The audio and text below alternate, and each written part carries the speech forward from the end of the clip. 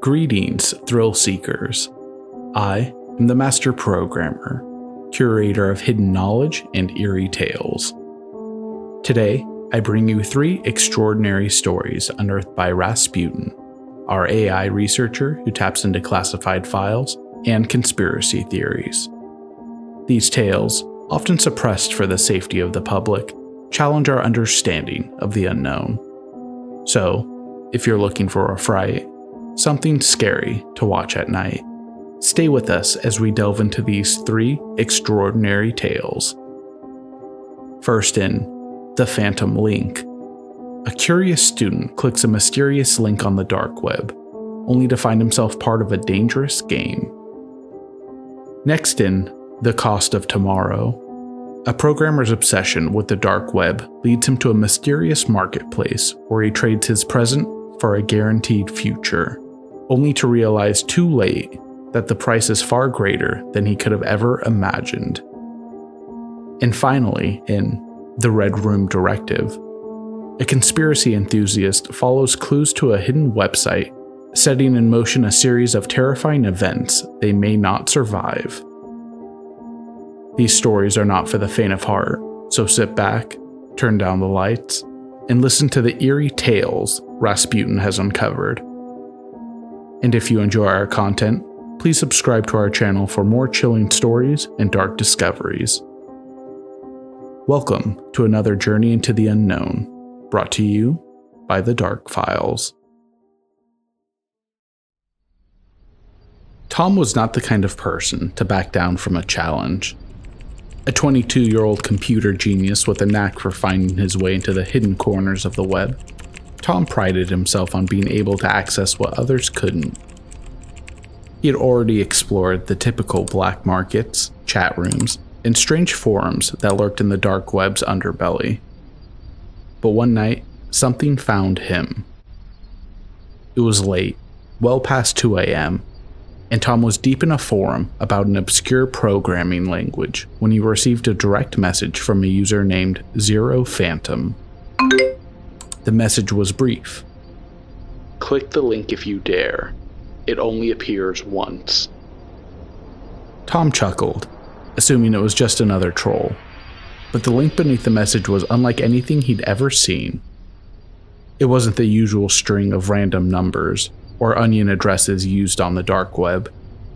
This one was elegant, almost perfect, with a sleek, minimalistic design. Against better judgment, Tom's curiosity got the better of him. He clicked. The screen went black for a moment, and then a single line of text appeared, typed in what looked to be a handwritten font. "You are now part of the game." Tom blinked. "Game?" he muttered to himself. A sense of unease crept up his spine, but he brushed it off. This was probably some elaborate prank designed to scare people off the dark web, yet something about it didn't feel right. Suddenly, his computer started acting strangely.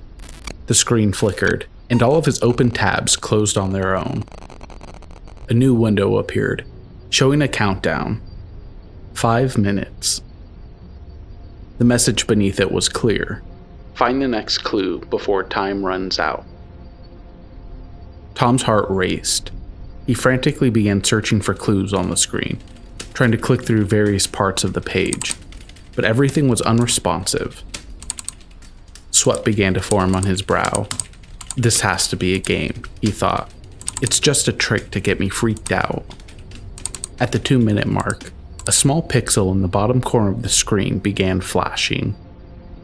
Desperate, Tom clicked on it. Instantly, the screen changed to show a live feed from what looked to be a dark room, a single bare light bulb swinging gently overhead. In the corner of the room sat a person, hands tied behind their back, a burlap sack covering their head. The feed was grainy, but Tom could make out faint movement. The person was breathing, alive. The countdown clock on the screen continued to tick down. 1 minute and 30 seconds. Another message flashed. Save them. Solve the riddle. Tom's stomach dropped. Was this real? His hands shook as he tried to analyze the scene, scanning for any kind of clue. On the floor next to the figure, scribbled in chalk, was a single phrase. "The key to escape lies where it all began." The countdown hit 30 seconds. Tom's mind raced. Where it all began? He thought back to the message from Zero Phantom, the link.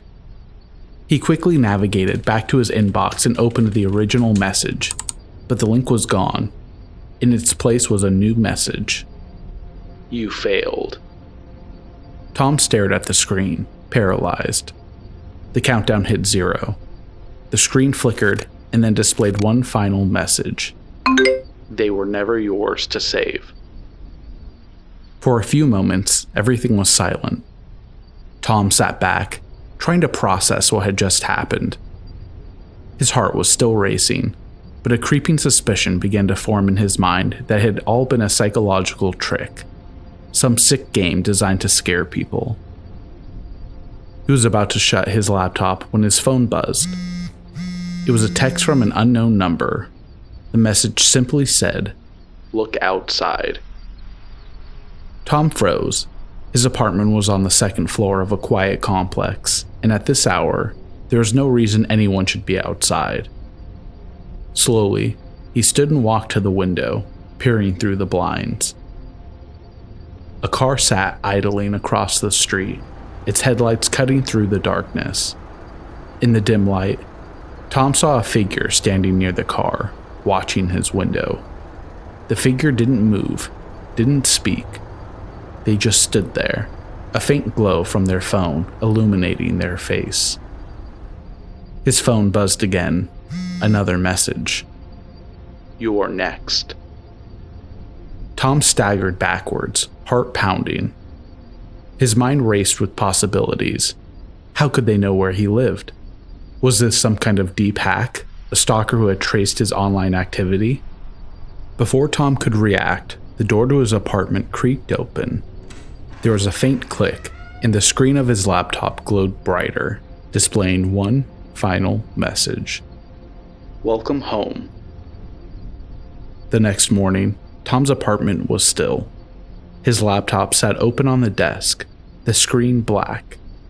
There was no sign of struggle, no sign of Tom at all.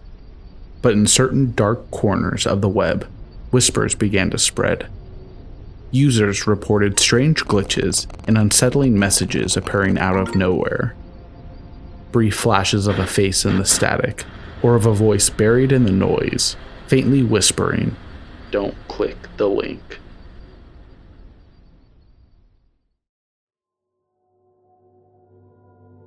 Zane had always prided himself on being one step ahead of the game. As a freelance programmer and cybersecurity enthusiast, he knew how to navigate the internet's hidden layers, accessing places most people couldn't even imagine. What began as a hobby had morphed into an obsession. He wanted to see how deep the web truly went. One evening, while surfing forums, Zane came across a cryptic post. "Have you ever wondered what your future could cost? Explore the possibilities at the market of lost futures." It was strange, even for the dark web. Most posts like these were scams or thinly veiled hoaxes, but the comments were full of people sharing rumors about how some visitors to the marketplace never returned, or if they did, they were never the same.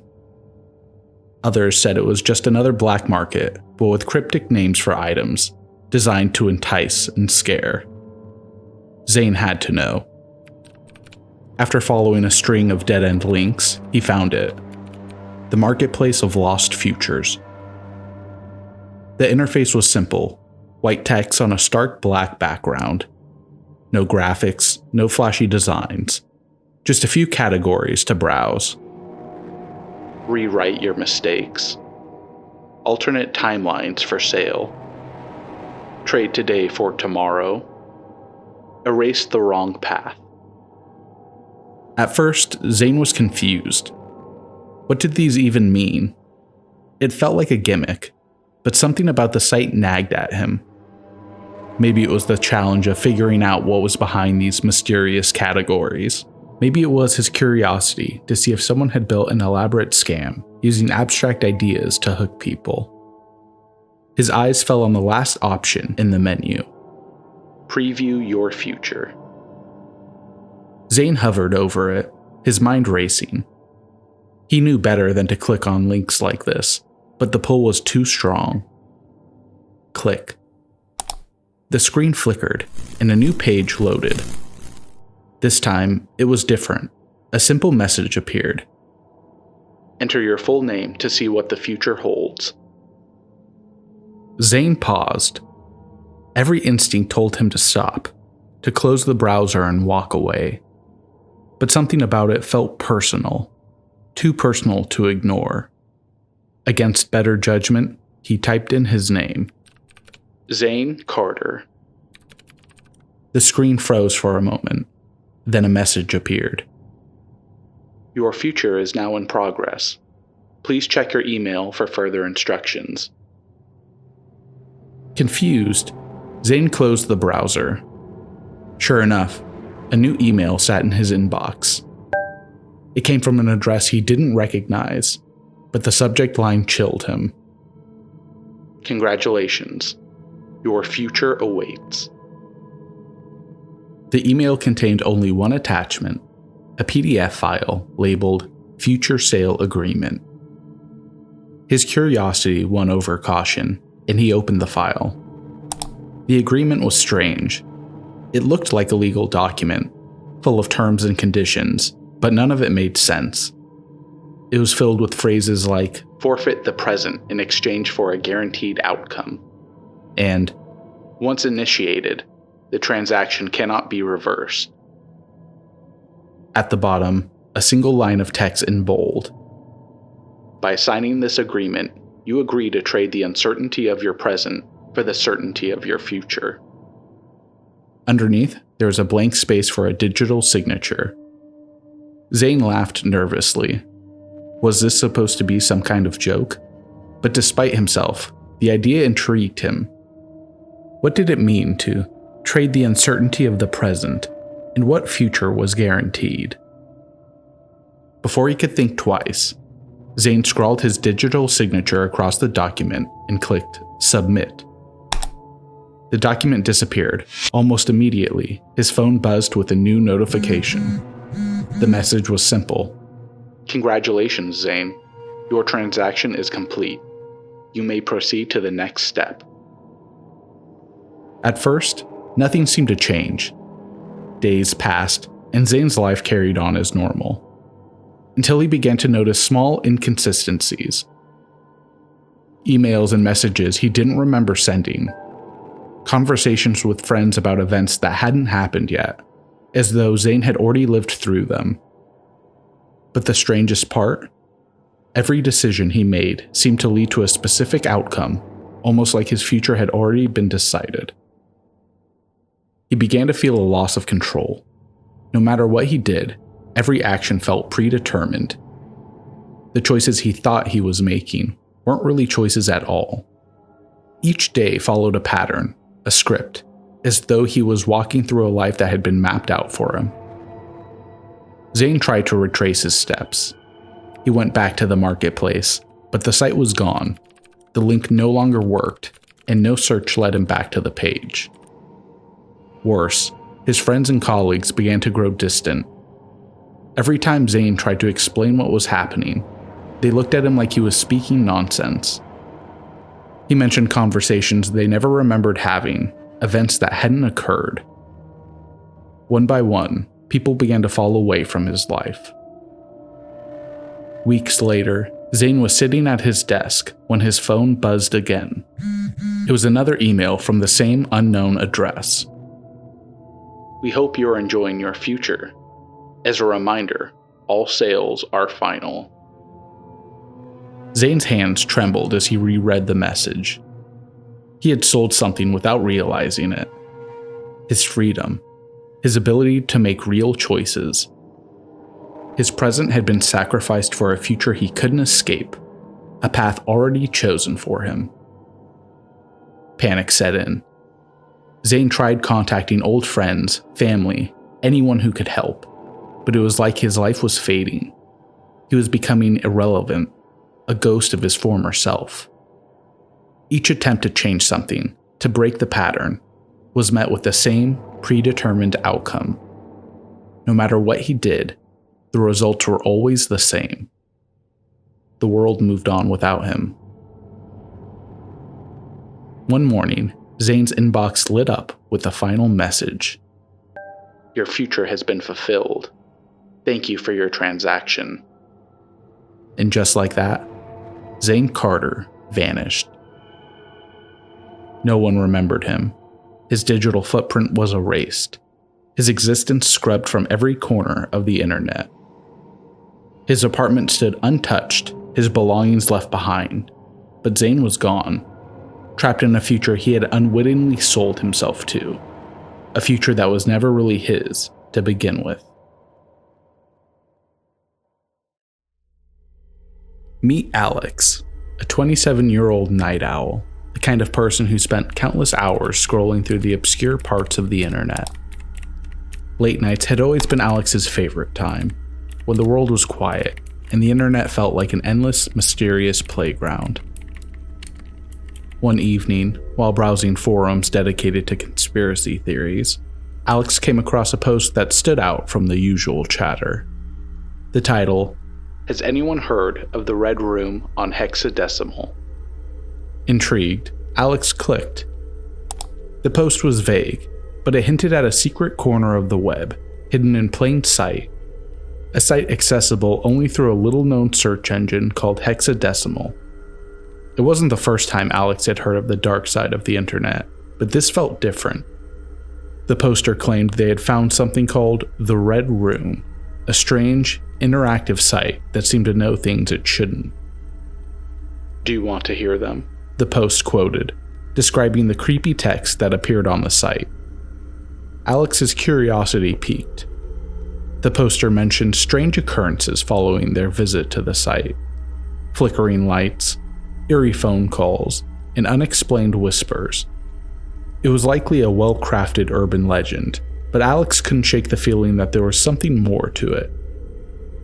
The comments were full of people calling it a hoax, some daring others to try and find the site, but no one seemed to have succeeded. The original poster hadn't responded in days, and their account had gone silent. Alex's fingers hovered over the keyboard. It was late, and the apartment was dark except for the bluish glow of the laptop screen. Against better judgment, Alex decided to follow the lead. A quick search on Hexadecimal, and after some digging, there it was.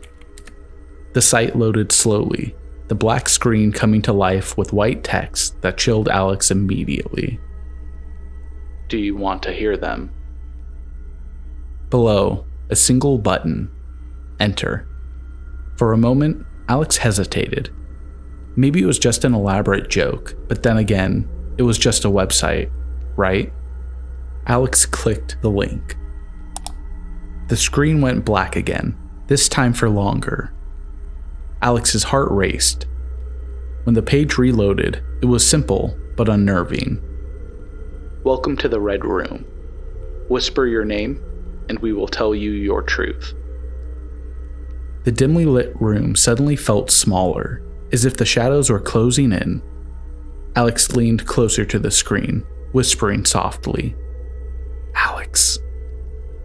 The site didn't respond immediately. For several seconds, nothing happened. Then the screen flickered, and a list of statements appeared in a white text, one after another. "Your phone will ring exactly at 2:07 a.m. Don't answer. A man in a black coat will be at your door tomorrow. Don't let him in. Check your bathroom mirror at 3 a.m. Alex blinked, half laughing at the absurdity.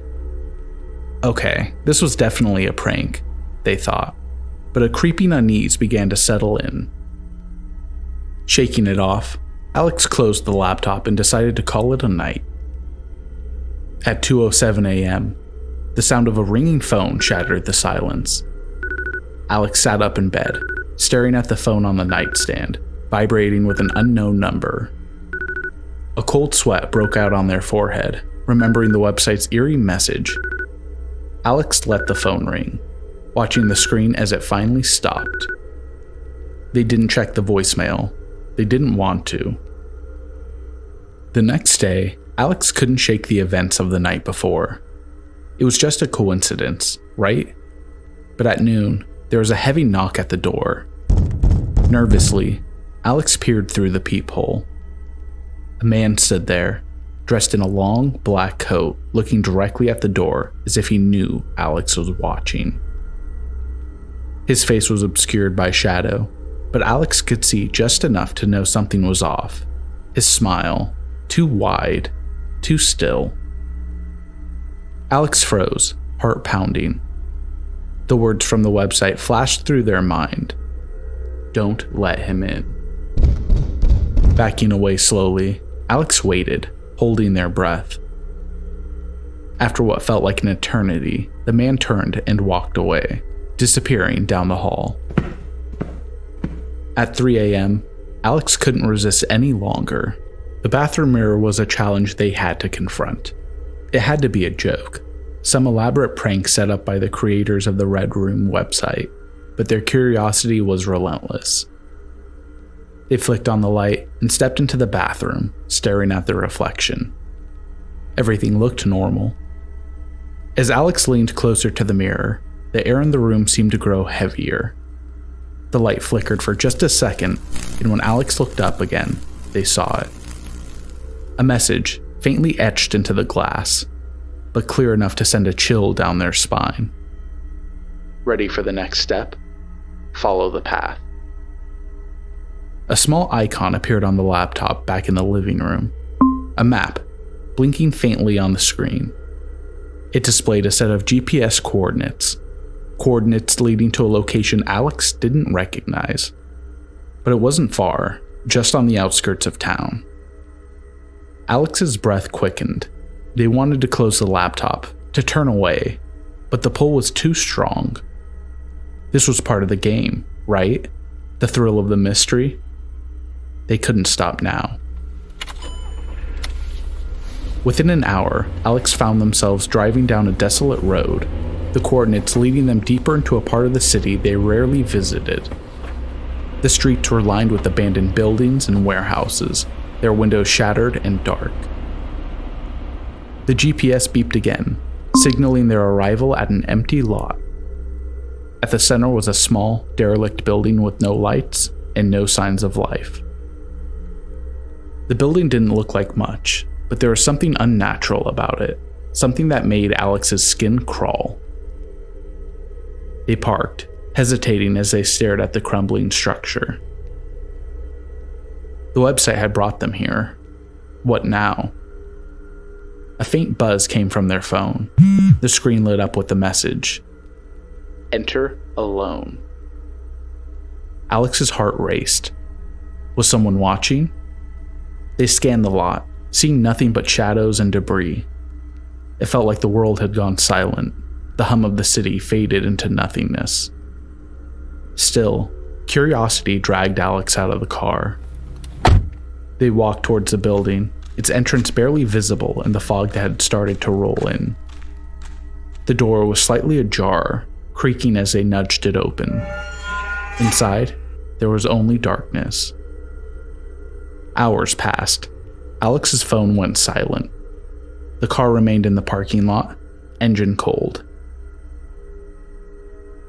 Days later, Alex's apartment was checked by the police, but there was no sign of foul play. The laptop was found, still open on the desk, its screen blank, except for a single line of text. Do you still want to hear them? Thanks for watching. If you enjoyed the chills, be sure to like, comment, and subscribe to our page to stay updated. Stay vigilant. The unknown is always closer than you think.